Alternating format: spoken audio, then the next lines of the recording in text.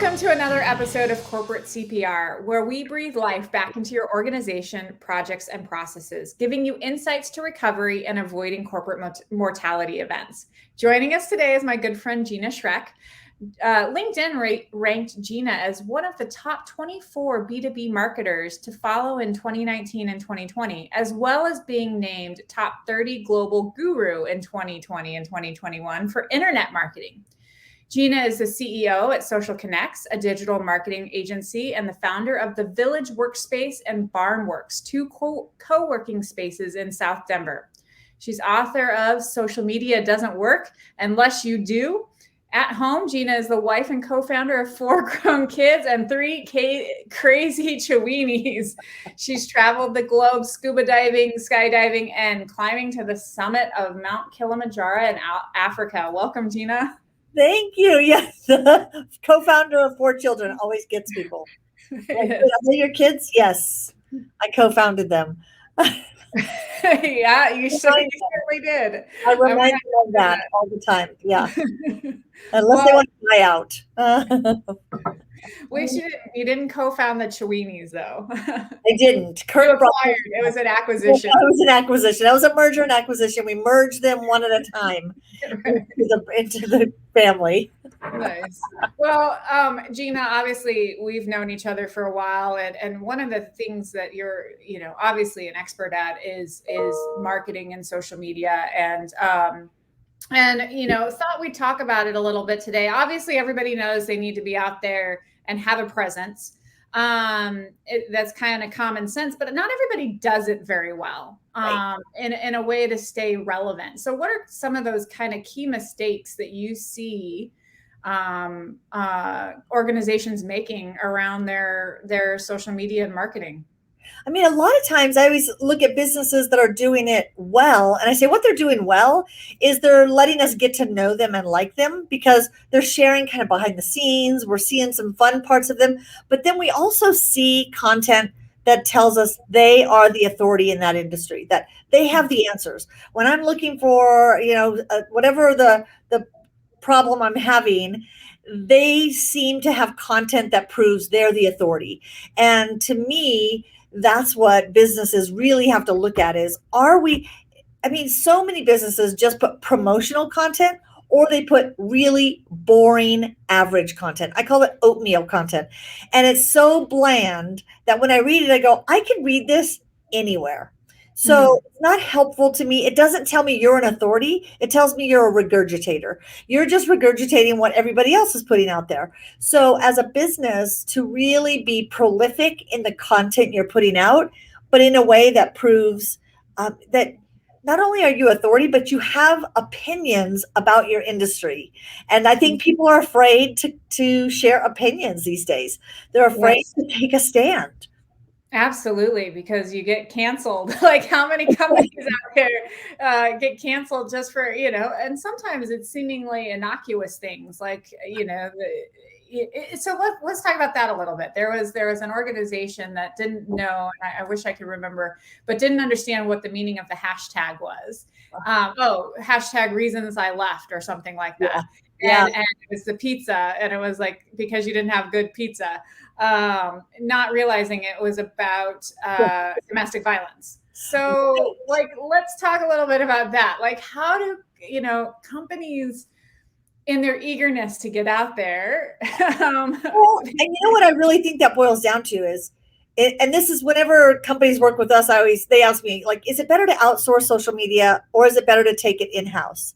And I go, well, there's pros and cons, because the pro to outsourcing it is you're going to outsource it to an agency that they're up on all that stuff. They know better because there's a group of them and they live this every single day.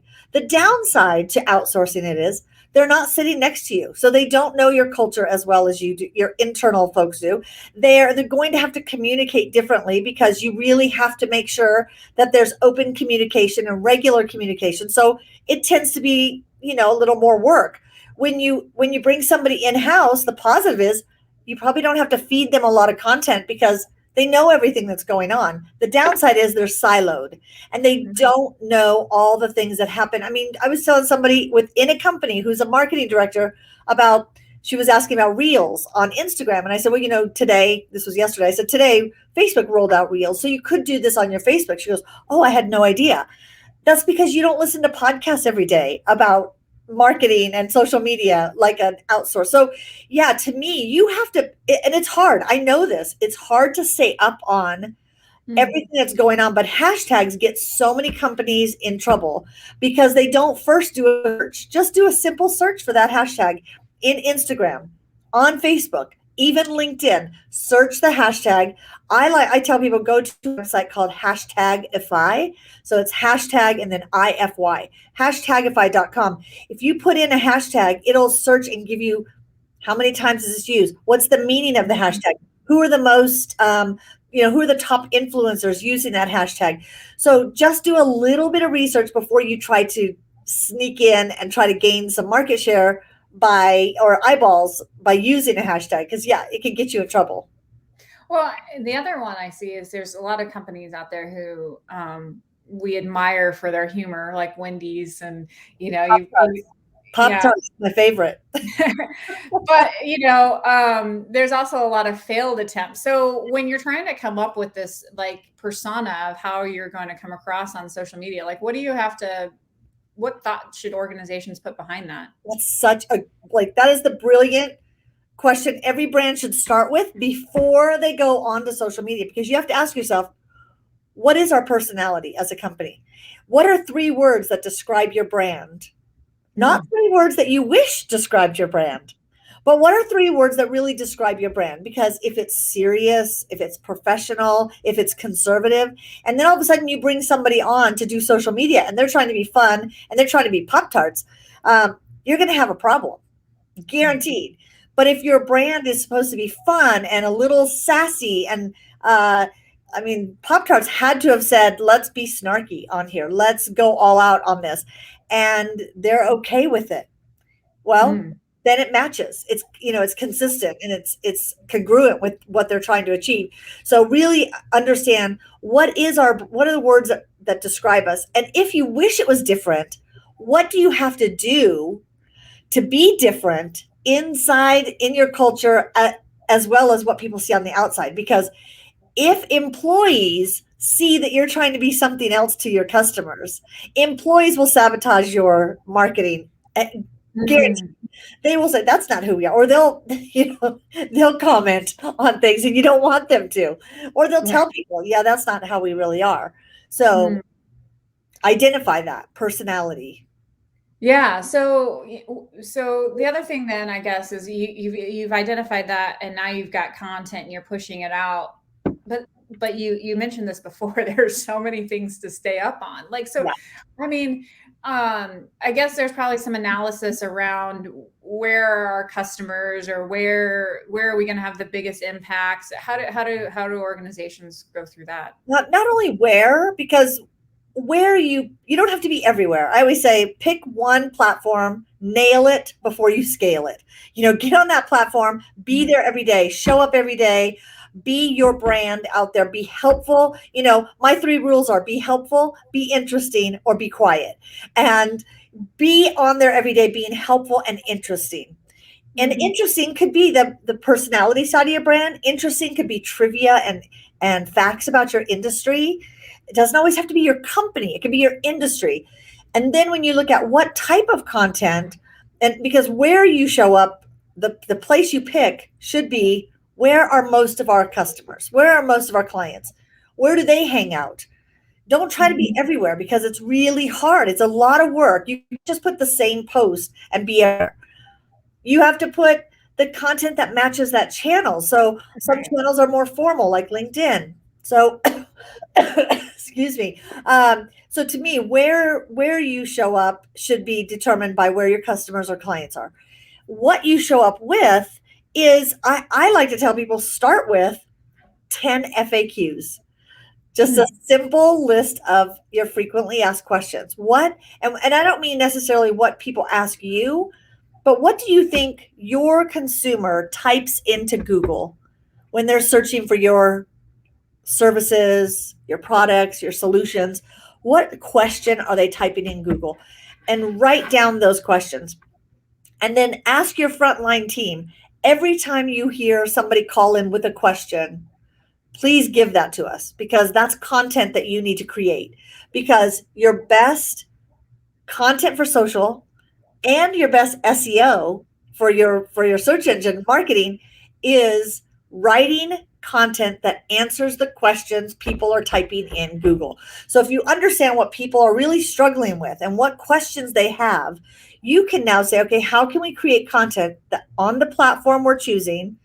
Because depending on the platform, it may need to be short form video. If it's on Instagram, you want to be on Reels, you want to create those, pieces of content that are really doing well on Reels and Facebook, and that's short form video. But it can't just be goofy, you dancing, and then you go, oh, we went viral, or I'm syncing a song, and look, that's going to go viral. It's going to go. You might get a bunch of views, but it's from the wrong people, and it's one time. Where can you show up and be consistent with the type of content? Because I see that a lot. I see people, they go, oh, Reels is a hot thing. It's like TikTok, it's a copy of TikTok. So they go on there and they make, 2 or 3 videos, and then they don't make any more.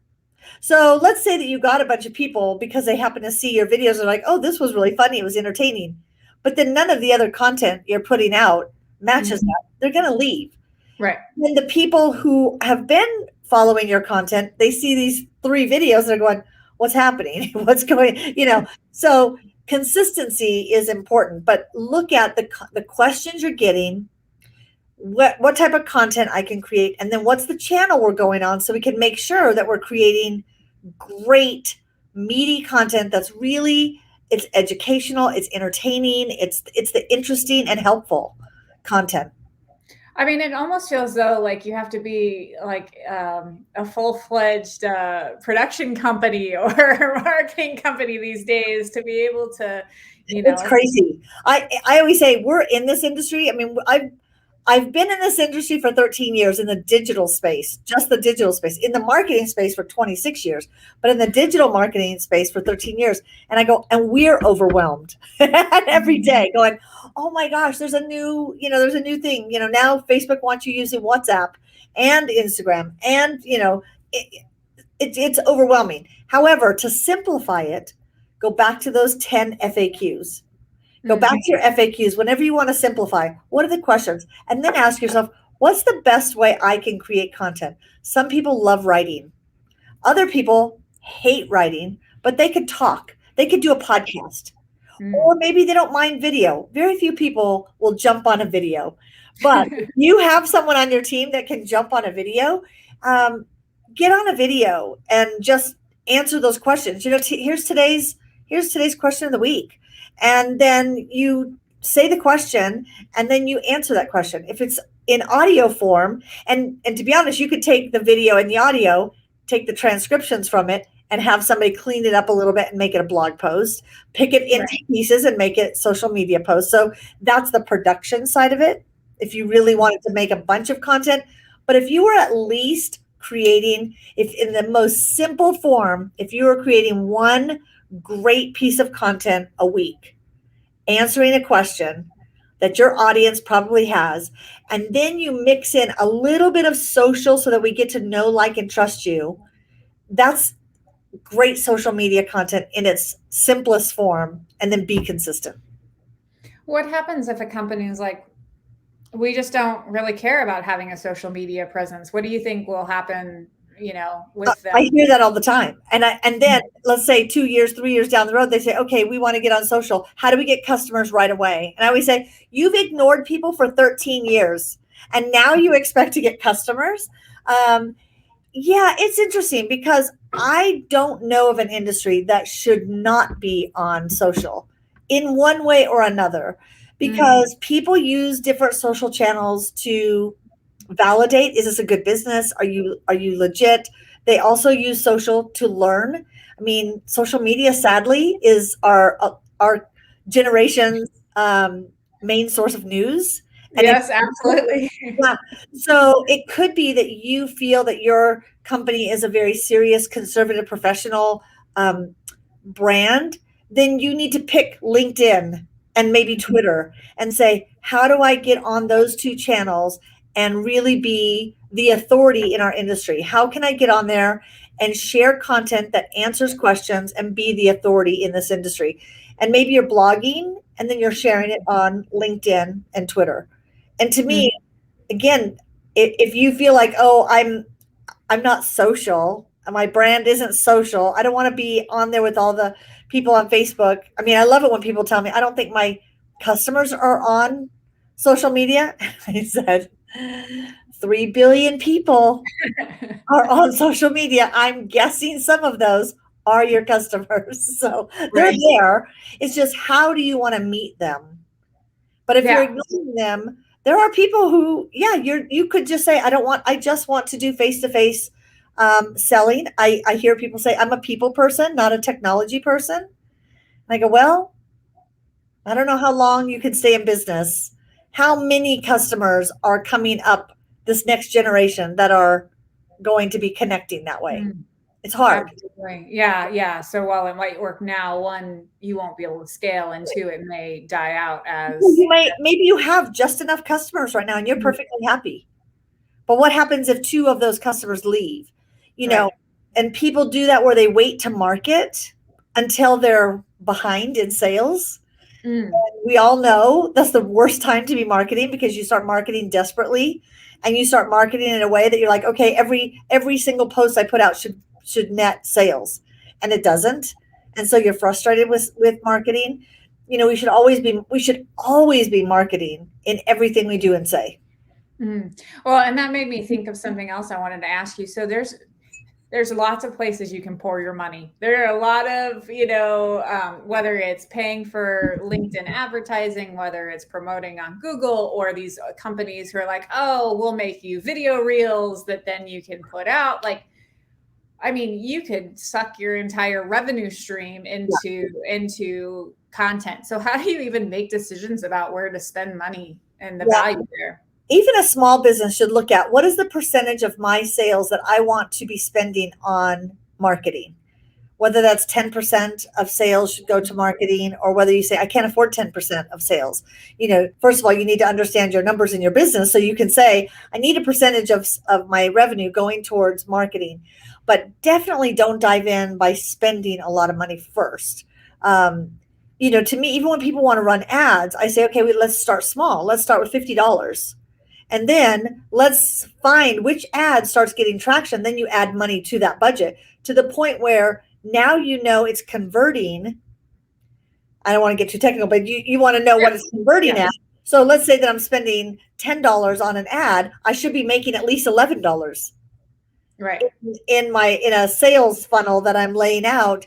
So when people just want to throw money at ads, I go, but what is that ad going to do? What's your sales funnel, so that you're able to measure whether that ad makes sense? Until you have that done, you shouldn't be throwing money at ads. You should really be looking at, okay, what can I do myself in the simplest form? Can I commit to one article a week, or one video a week, or one podcast a week? If you can do that, start with that. Then you start seeing where you get traction, but be consistent. Then you say, okay, can I have somebody come and take this article and actually pull pieces out of it and repurpose it, so we have more posts going out in a week, if you're going to start small. But yeah, it could be that you need a really good copywriter. I mean, we have a client that we work with. He's wonderful out there speaking, but he doesn't like to write, and he can't write, So he knows, I need to have somebody do copywriting. Right. Because I need him to take my content and get it out there. So for established companies, so not so much startups or scaling or solopreneurs, but like actual established organizations, what is a good marketing budget? Like, what is that percent of sales that is usually a industry standard? 10%. If you look at, say, 10% of my sales is going to be towards a marketing budget, and that might be events, it might be conferences that you're. That has to go into it as well. It's like, okay, we're gonna have a booth at a conference. How much is that going to cost? Who's going? What's the total cost? Not just the registration, but what's that cost to go to them? And then when I do sign up for that, how do I maximize that using free social tools to get more traction on the conference that I'm going to? So, being smart with your marketing dollars as well. If you're a local business, so if you're an established business, but you serve a local audience, I would put 90% of my marketing into Google My Business. I mean, it's if you're a local business, Google My Business is your number one. Everybody should be paying attention to that, but especially Google My Business, because so many people now, they ask their phones. They're talking to their phones. What's the nearest whatever near me? And what's the nearest orthodontist near me? What's the nearest whatever? We just talk to our phones, and so you need to make sure your Google My Business profiles are optimized and kept current every week. You can't just put it up there and leave it. You really want to make sure every week you're keeping it fresh. It's filled out with lots of, photos and good content. But for a service business, you look at it and say, is it better to do Google ads or Facebook ads if you're going to spend money on advertising? Well, then it depends on what you're selling, because in service, again, if I go to my computer and I type in a question that I'm struggling with, what's the best software for whatever? A Google ad is going to meet me where I'm looking. Right. Facebook is not. I don't go on Facebook and search for it. Right. So Facebook is good, and LinkedIn is even good for awareness and becoming LinkedIn. I always say that's where you become the authority. Show up there regularly, put out good content. You become the authority in that industry, that people see you showing up and answering questions.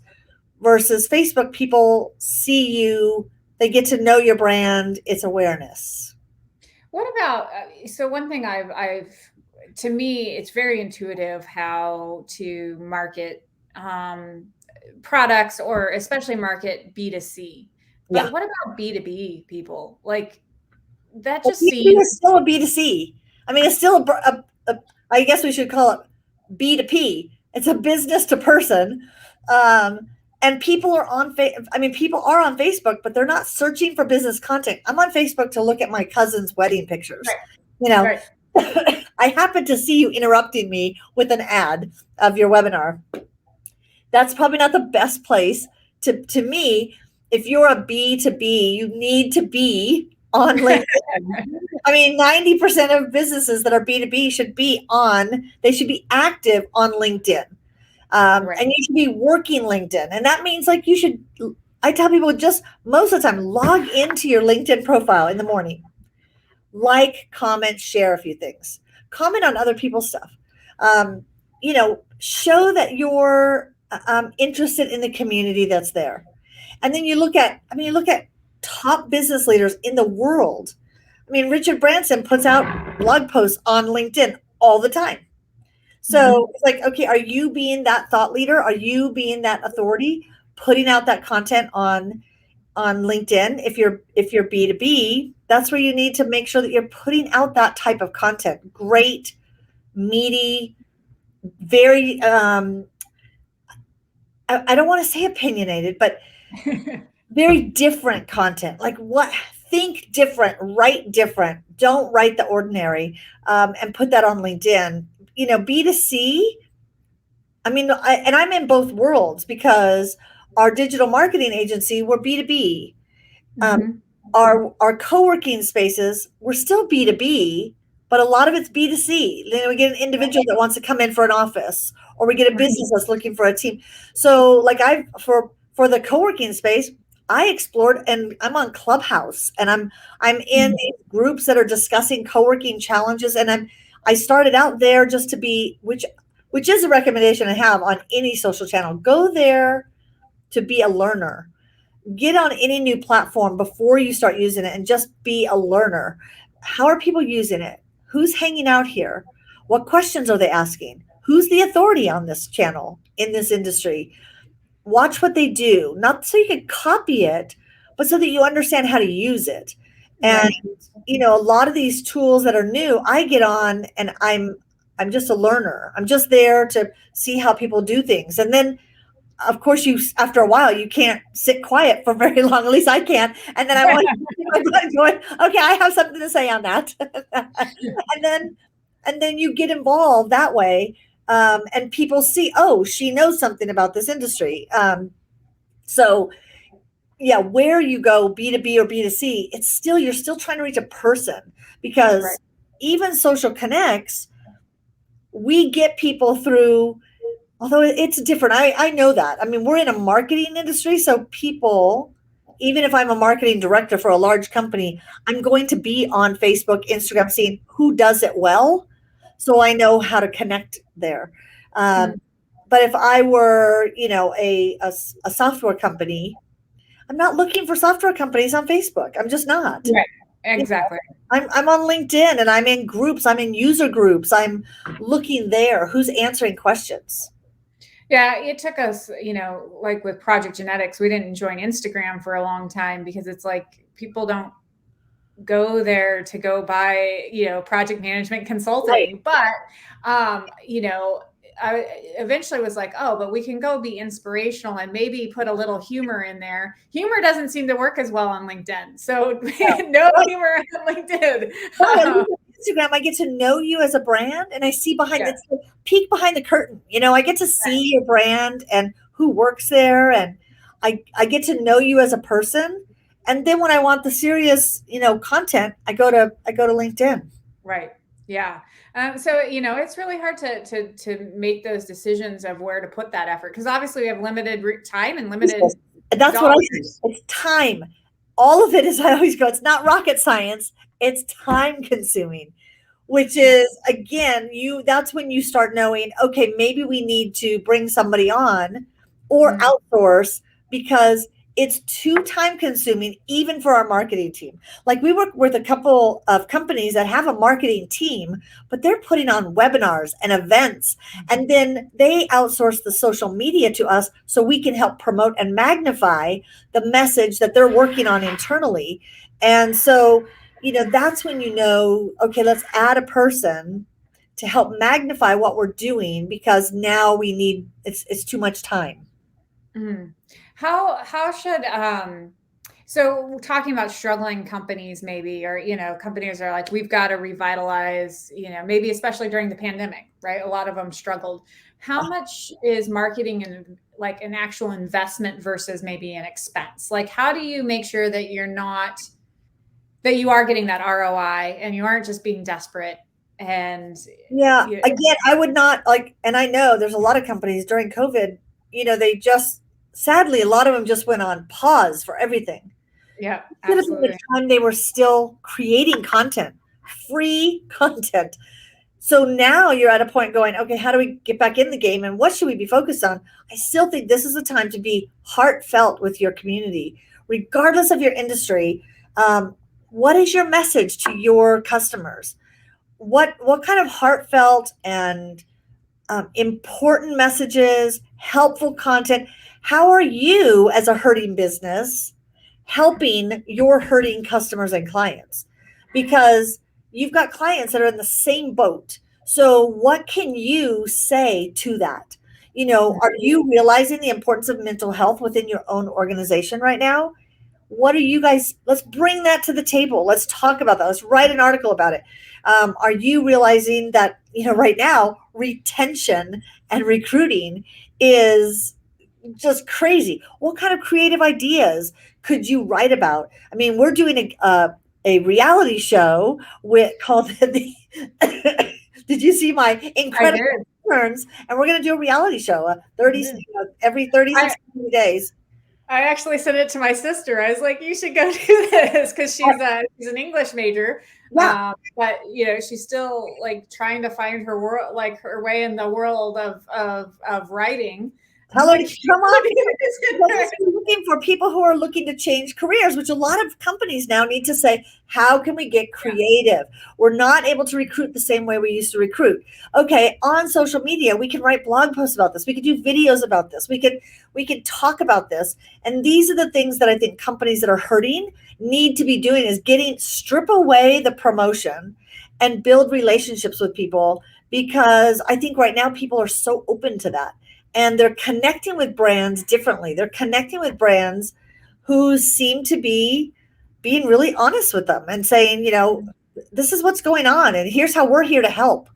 And we're all in this together. So tell us your questions, tell us your frustrations. We want to be able to bring you resources. So maybe that even feeds into my next question, was about, like, there's so much content out there. How do you stand out? And I keep going to, in my head, to, the purple cow. Right. Like, how do you come up with your purple cow that you stand out? Is it the relationships, or Yeah, what? your purple cow and your blue oceans and or the red oceans. And it's interesting because we've been looking at that um like right now in a big way with our co-working, going, where do we need to go that's different? What's not being served? What's not being served up? In social media, what's different about how we deliver content? So I think, where you go is when you're writing content, to me, it goes back to that. Don't just write content to write content. Okay, we've got to get an article out. Let's get something out and write it about something we've done already, or just something, regurgitate something else. Really just pause and say, what is a different angle on this? And so the downside to that is it takes more time, because you really have to think differently and you have to think deeper. And as a team, we have to get together and we have to say, let's talk about this. What is the same old that everybody else? I mean, if you go to your own website and you look at all the statements on your website and say, who else says this in our industry?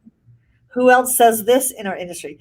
Everybody says it. So what's different about your brand? And how can you write content about that? How are you helping your customers in a unique way right now? Or what solutions how are you, I mean, just what are you doing that's different? Or what's happening in your industry that you have an opinion on? And can you write about that in a way? Your goal isn't to alienate people. Your goal, though, is to show people this is where we stand. This is how we help. This is what we do. And it's not the same as everybody else. What do you think about organizations who, to me, there's a balance between business and social issues. And a lot of companies are getting way into social issues, Right. and really taking a stand for whichever direction. What do you see does that do to their brand on social If media and that's what your stuff? brand is, you need to do it. I think you can't do it just because everybody else is doing it, because people see right through that. Uh, Right. People who are talking about Black Lives Matter, but you look at their About Us page, there's not one place on their website that the word black or black person or anyone on their team that is of color. Then it's so incongruent and people see that. I mean, I see that. I'm just like, oh, it makes me cringe. Like, everybody's so involved in social issues, but then you look at their content everywhere, nowhere else is that congruent. They're just putting hashtags and it's like, for now it's this, and in 6 months you won't see that anymore. There's a wonderful woman on Instagram. I think it's called Gigi. I think her account is called Gigi, and it's the letter G, the letter G. Gigi makes this, or Gigi made this. Gigi made this, and it's a Black woman who knits. So here's an industry that I don't knit. I'm not even like, I don't know how to sew anything. Uh, I had to sew a strap on my daughter's. She's in a wedding this weekend. I had to sew a strap. I was like, "Girl, I can't. I'm gonna have to do this with a needle and thread. Like, that is my extent of sewing." But this account, I loved it because she's been very popular because she shares all her knitting. She knits in all orange, so I love it because her brand is orange, and I love orange. But one day she used a hashtag, or I think she commented on somebody else's blog, because somebody was saying, why do we have to turn everything into a social conversation? This should be about knitting. And her comeback, and I think the thing that got her kind of famous online, was she wrote and said, when you step on my toe, even if you don't know it, it doesn't mean it doesn't hurt. And that statement blew up. And so she lost followers, but she also has like 500,000 followers, because people realize, okay, I'm either with her or I'm not. So I think your brand is consistent with that message all the time. Right. Or maybe you woke up and had this realization that we need to be, whether it's climate change, whether it's, all the stuff going on with COVID. If you really as a company believe that and you're going to take a stand on that, then you better make sure that it's consistent with everything within your company, because nothing is worse to me than when somebody says that they are, and then you look at what they're doing, nothing says that they are. And I guess the other thing you have to be comfortable with is that you can't be everything to everybody, because as soon as you take Right. a stand, you are saying these are our customers, this is our tribe, or Right. And yeah, and again, be prepared to have people leave and be prepared to have people hate you. And I always go, that's kind of a good thing when people hate you, because then like I'm not in the oatmeal anymore. right. I'm on one Well, side or it's the other. scary. It's scary though to It have, is scary.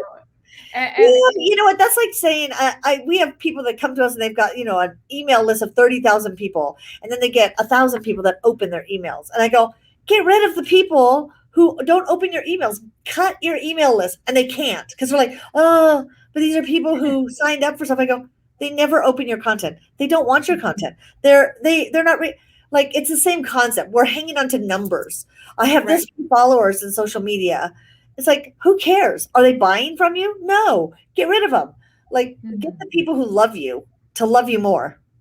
Absolutely. Yeah. Yeah, and so, but I guess the other thing, and maybe it ties back a little bit to what we were talking about earlier, is like, so on social media, people can hide, like the end users can hide behind, the computer Yeah. screen. And so, you get a lot more brutal following sometimes. Like, what do We have you people see that are there? mean, and you just have. I mean, you do over the years. I mean, I've had people literally. I can remember being out of town. I was speaking at a conference, and I can't remember what we were even talking about. And it was something about you shouldn't care about like just follow. Like your goal isn't to get a bunch of followers, because if that's your goal, I could get you 10,000 naked spammers tomorrow. I mean, I could get them. Right. I could buy them. They'll never buy from you. And Right. then the guy went on this whole rampage about, oh, easy for you to say because you have so many followers. And I think at the time on Twitter, I had over 100,000 followers.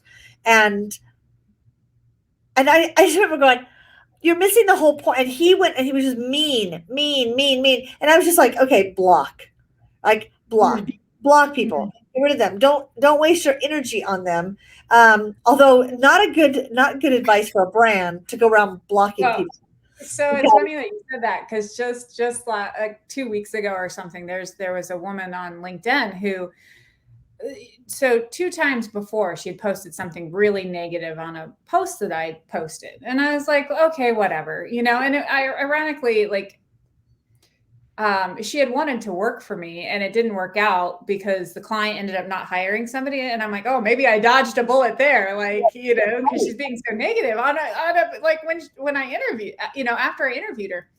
And then, so then this last time, we were trying to promote one of our consultants who was coming available, and she posts extremely negative, like, oh yeah, so you do this for your own people, but why aren't you out there doing this for everyone else? And it's like, well, I'm happy to help other people. But I'm also don't want to have to fire somebody because I have no work for them. And so I did. I didn't block her, but I disconnected with her because I was yeah, thinking, well, I don't want my stuff to show up in her feed for her to then comment on. right.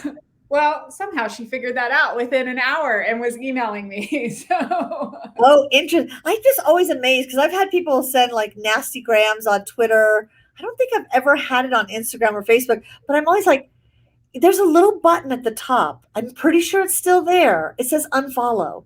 Like, right, why are you wasting your time on my content? Like, go right, away. And you know what? I will never lose sleep over you unfollowing me. Never, never. right, right. I will be happier because you won't keep coming in there. And I think brands have to be careful. Like we manage a couple of hotels, and if somebody says something nasty about the brand, somebody in the management says we need to block that person. I go, oh, you be careful, because when you block somebody, now they're going to go somewhere where they can vent about you off of your platform. So sometimes you have to look at, and it's same thing on a review. If somebody posts a negative review, you can't delete the reviews. We can't delete them on Google, but on Facebook, there's a way you can change your category, and all of a sudden you can remove your reviews. But that person's going to show up somewhere else. So Yeah. try to address the problem. But if a person is just persistently nasty, it's just like you want to say, unfollow us. Like, you don't need to be. Don't upset yourself. Yeah, not accepting disagreement it can be really dangerous. There's a prominent figure out there who has a Facebook channel, a Facebook page, who puts a lot of advice out. Well, as soon as people disagree, they get removed Right. from. And it's like, well, then I don't know that you're an authority then if you can't handle You people can't handle disagreeing. disagreements. Shouldn't we all be seeking somebody who has a different opinion so that we grow? Right. Yeah. Yeah. And disagreement can create cool, great discussion as well. I mean, the whole point is about what is disagreement versus like, Bullying and yeah, abuse. Yeah. yeah, Because that's the difference. Like, if somebody disagrees with something on our brand that we put, we're going to have a conversation so that people can see the conversation and get involved in the conversation. But if somebody then takes it to a personal attacking to an individual, it's like, okay, no, now you've crossed the line. Now you're blocked. And if you want to persist, then I'm going to report you. yeah, absolutely. Well, so Gina, that's been a lot of fun, but in closing, tell me like your top 3 tips of what organizations need to do to avoid a mortality event when it comes to their social media presence. Start showing up every day. Find the one platform. If you're not on anything right now, or you're not active on anything, you might have accounts everywhere that are now like abandoned homes everywhere. But find the one that you can brush the dust off of, and show up there every day and be helpful. And you'll be surprised at the people that will start slowly building and coming back and trusting you and wanting to work with you. Be helpful and be interesting, and just showing up consistently, being helpful and interesting. You don't need thousands of followers. Mm. You need a few followers that really, really trust you and like you. Yeah, your tribe. Yeah. Yeah. So Gina, if people want to learn more about what you do, where do they find you? I always say it's best to Google my name, because I'm on now so many with the Village and Barnworks and Social Connects, and but yeah, Google my name. I'm on Gina Schreck, at Gina Schreck, on every social channel, and so you can contact me that way as well. Definitely connect on LinkedIn. All right. Well, thank you so much for being a guest. Thanks, And, Jen. This was so fun. And until next time, to our listeners, keep your organizations healthy.